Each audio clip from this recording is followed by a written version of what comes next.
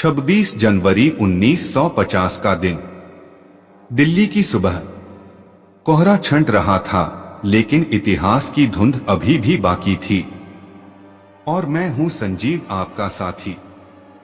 क्या आप जानते हैं कि उस सुबह ठीक 10:24 पर दिल्ली के गवर्नमेंट हाउस के अंदर क्या हुआ था?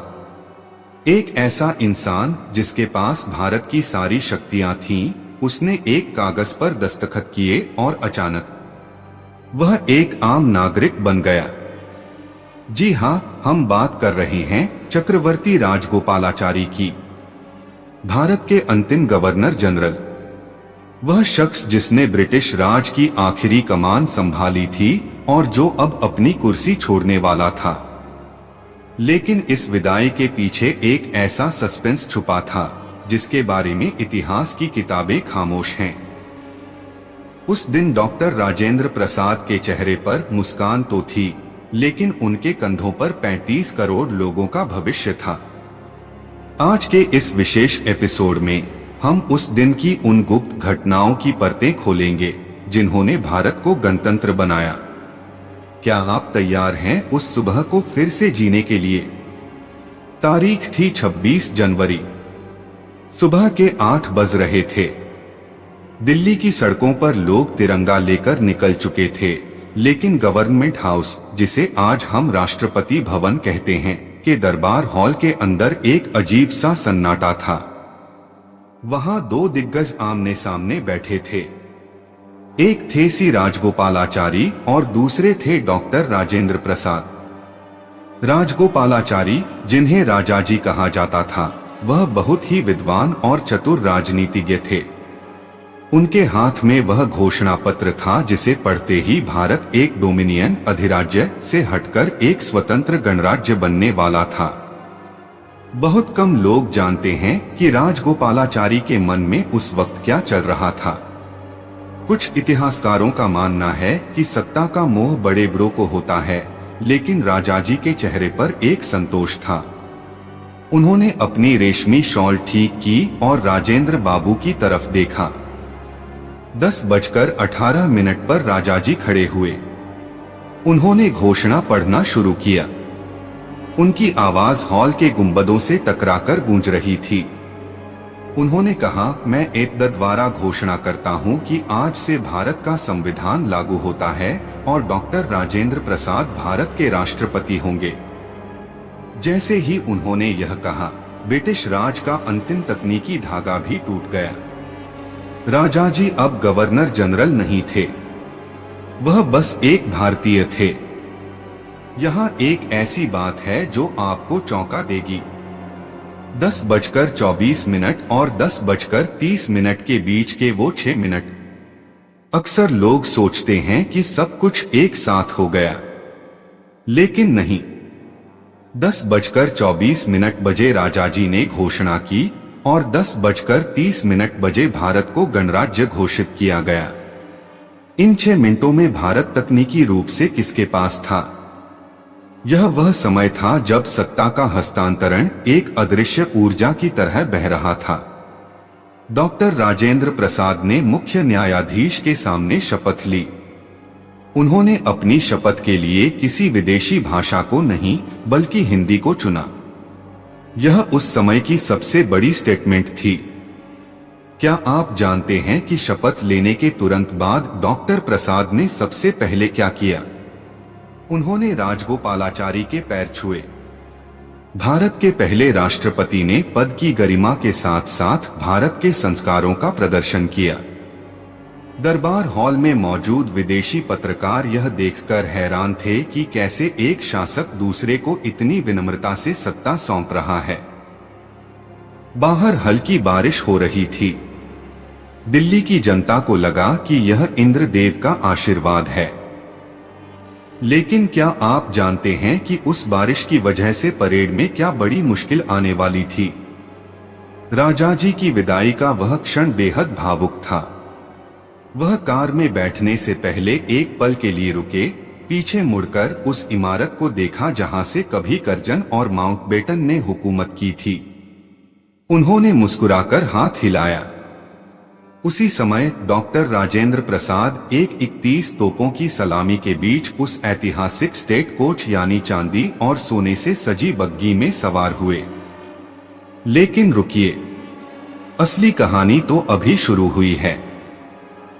क्या आपको पता है कि जब यह बग्गी दरबार हॉल से बाहर निकली तो पहली बार सुरक्षा घेरा टूट गया था।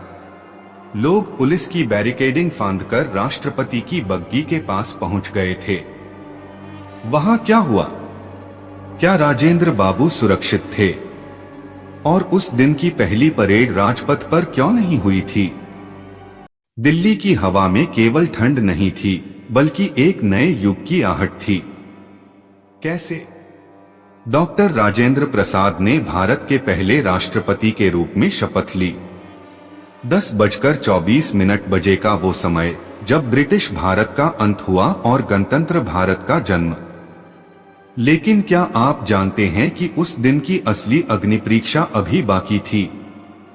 जब राजेंद्र बाबू अपनी बग्गी में बैठकर इरविन स्टेडियम के लिए निकले तो दिल्ली की सड़कों पर ऐसा सैलाब उमड़ा कि सुरक्षा घेरे ताश के पत्तों की तरह बिखर गए।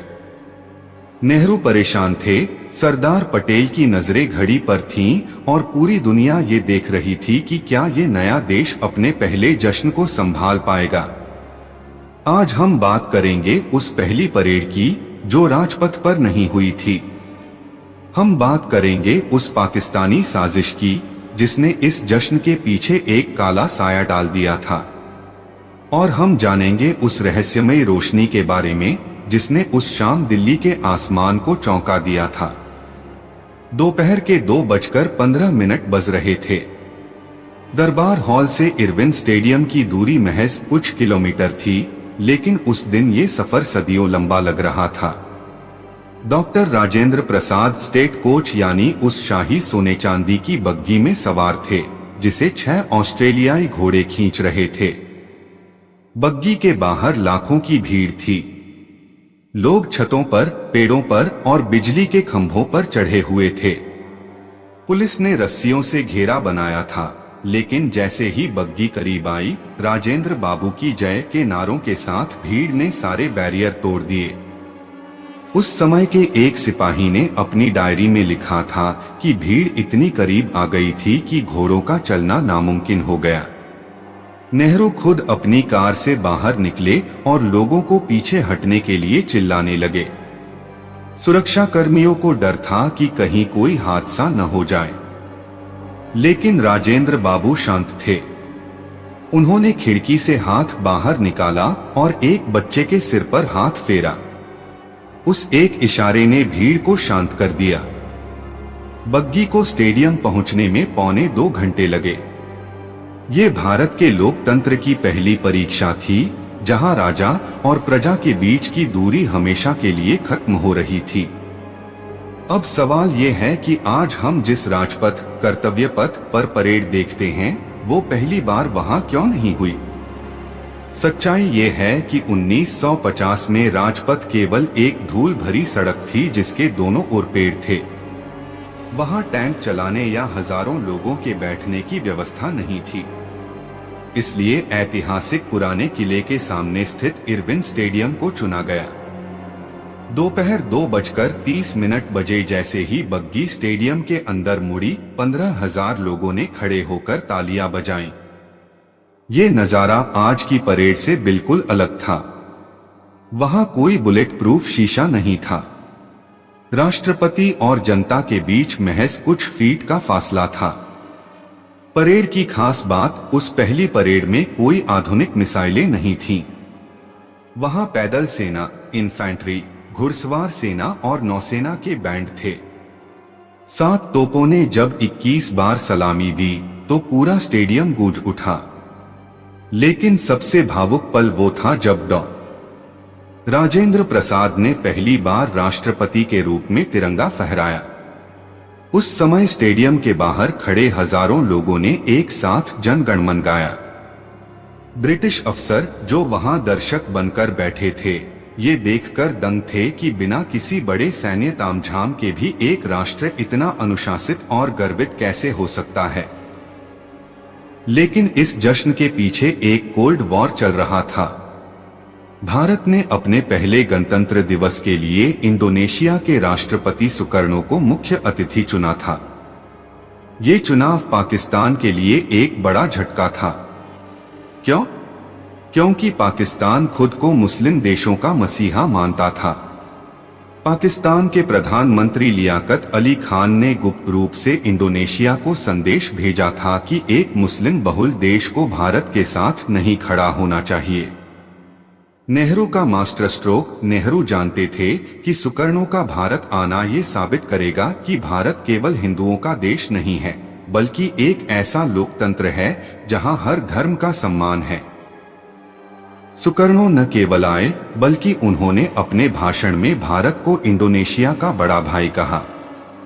पाकिस्तान इस कदर चिढ़ा हुआ था कि उस दिन लाहौर और कराची के अखबारों में गणतंत्र दिवस की कोई खबर नहीं छपी। इसके बजाय वहां भारत के खिलाफ जहर उगला गया। रिपोर्ट बताती है कि उस दोपहर पाकिस्तानी सीमा पर हलचल बढ़ गई थी, जिसे देखते हुए भारतीय वायुसेना के कुछ विमानों को पंजाब के आसमान में गश्त लगानी पड़ी थी। दिल्ली में फूल बरस रहे थे और सरहद पर संगीनें तनी हुई थीं। जैसे ही सूरज डूबा, दिल्ली रोशनी से नहा उठी। चांदनी चौक में घी के दिए जलाए गए थे। लेकिन रात के करीब 7 बजे लाल किले के ऊपर आसमान में कुछ ऐसा हुआ जिसने इतिहास के पन्नों में एक अनसुलझा सवाल छोड़ दिया। हजारों लोगों ने आसमान में एक तेज नीली और सफेद रोशनी देखी। वो रोशनी किसी हवाई जहाज की नहीं थी, क्योंकि उस समय रात में उड़ान भरने वाले विमान बहुत कम थे। वो रोशनी लाल किले के ठीक ऊपर रुकी और फिर बिजली की रफ्तार से गायब हो गई। विदेशी पत्रकारों ने अपनी रिपोर्ट में इसे एस्ट्रोनॉमिकल वंडर, खगोलीय आश्चर्य बताया। लेकिन दिल्ली की सड़कों पर नाच रहे आम लोगों के लिए ये एक दैवीय संकेत था। लोगों ने कहना शुरू किया कि ये गांधी जी की आत्मा है जो आजाद भारत को देख रही है। कुछ ने इसे भगवान का आशीर्वाद माना। वैज्ञानिक आज भी इसे मेटियोर, उल्कापिंड कहते हैं, लेकिन उस खास दिन, उस खास वक्त पर उस रोशनी का दिखना आज भी एक रहस्यमयी संयोग बना हुआ है। पहला गणतंत्र दिवस सफल रहा। अंग्रेजों के जाने की औपचारिकता पूरी हो चुकी थी। दिल्ली की सड़कों पर जश्न था, लेकिन क्या सब कुछ इतना ही सुहाना था? जहां पूरा देश नाच रहा था, वहीं दिल्ली के एक सरकारी बंगले में एक शख्स बहुत बेचैन था। वो शख्स जिसने इस पूरे संविधान को अपने खून पसीने से सींचा था, डॉक्टर B.R. अंबेडकर। अंबेडकर जानते थे कि हमने संविधान तो बना लिया है, लेकिन क्या हम इसे चला पाएंगे? क्या आप जानते हैं कि गणतंत्र दिवस के ठीक 24 घंटे बाद अंबेडकर ने नेहरू को क्या चेतावनी दी थी? और क्यों उन्होंने कहा था कि अगर सामाजिक बराबरी नहीं आई तो वो खुद इस संविधान को आग लगा देंगे? अगले एपिसोड में हम जानेंगे उस महापुरुष के मन की बात और वो गुप्त बैठक जिसने भारत के लोकतंत्र की दिशा बदल दी। अगर आपको इतिहास का यह अनसुना पन्ना पसंद आया तो इस वीडियो को लाइक जरूर करें।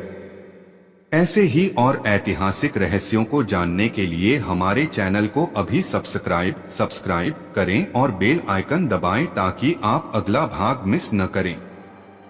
और कमेंट में हमें बताएं, क्या आपको लगता है कि वो रहस्यमयी रोशनी कोई चमत्कार था? और हाँ, कमेंट में लिखना न भूलें। जय हिंद।